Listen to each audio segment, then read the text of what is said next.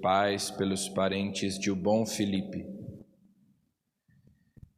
E ele ainda jovem, embora pertencesse a uma família de posses, uma família nobre, mas muito católica, ainda jovem vai para Roma, estuda filosofia, teologia,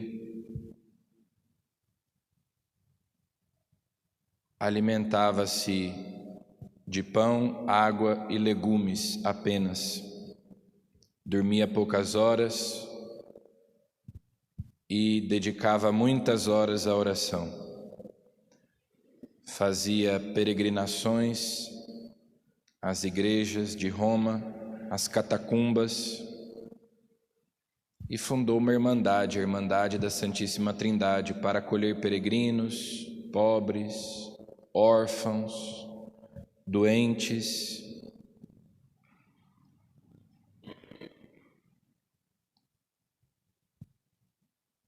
Quando eu tinha 30 anos de idade, na vigília de Pentecostes, estava nas catacumbas de São Sebastião, em oração. Veio uma bola de fogo que entrou pela sua boca e ele sentiu o seu coração crescer de tamanho. Muitas vezes, enquanto ele rezava, tinha grandes consolações e dizia a Deus: basta, Senhor, basta, não posso suportar tantas consolações. Então ele sente o seu coração aumentar de tamanho a ponto de lhe quebrar 2 costelas. Isso foi constatado depois, quando o seu corpo foi analisado após a sua morte, foi feita a autópsia. Havia uma cicatriz no seu coração como que cauterizada a fogo. E tudo isso, ele ainda era leigo, ele não era padre. Mas aos 36 anos, o seu confessor o incentiva a que ele receba a ordenação. Então ele se torna padre, passa a celebrar a missa diariamente, o que não era comum naquela época. Era grande a decadência e a corrupção do clero, inclusive do Papa, dos cardeais, dos padres, bispos, que tinham concubinas, amantes, promoviam imoralidades.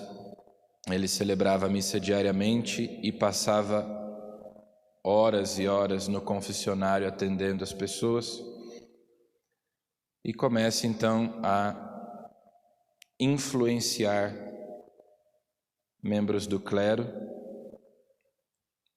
Funda a congregação dos oratorianos, então funda uma congregação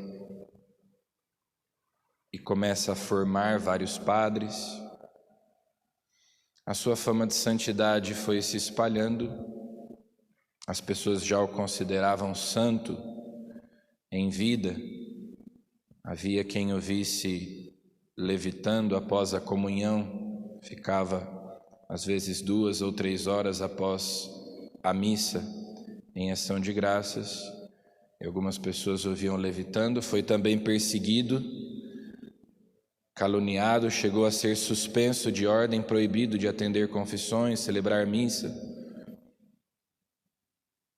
E como ele tinha fama de santidade, era muito bem-humorado, era conhecido pelo seu bom humor, então ele começou a andar com uma sacola que ele dizia conter relíquias de santos, porque muitas vezes ele rezava pelas pessoas, as pessoas ficavam curadas de enfermidades e diziam então que ele era santo, e isso o desagradava, então ele atribuía essas curas às relíquias dos santos que ele carregava consigo na sua bolsa.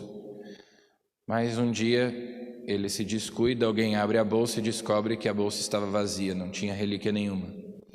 Fazia isso para que não atribuíssem a ele as curas. E é muito conhecida a passagem de sua vida em que, então, o Papa, mais de uma vez, inclusive, tenta nomeá-lo cardeal. O Papa se aconselhava com ele, um dos papas, porque durante a sua vida viveram vários papas, mas já na sua velhice, o Papa tenta nomeá-lo cardeal e ele responde que não, que ele prefere o paraíso. Mas vários daqueles que na juventude ouviram as pregações de São Felipe Neri, pertenceram ao oratório, depois se tornaram cardeais, e também houve papas que foram discípulos de São Felipe Neri. E assim, por meio do seu ministério, ele também colaborou para a renovação da Igreja naquele século turbulento da Reforma Protestante.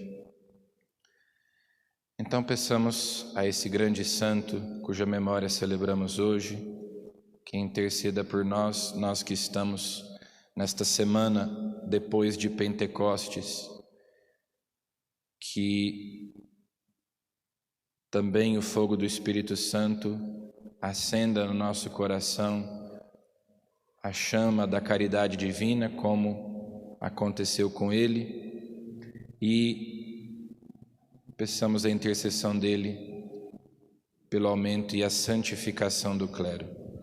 Amém.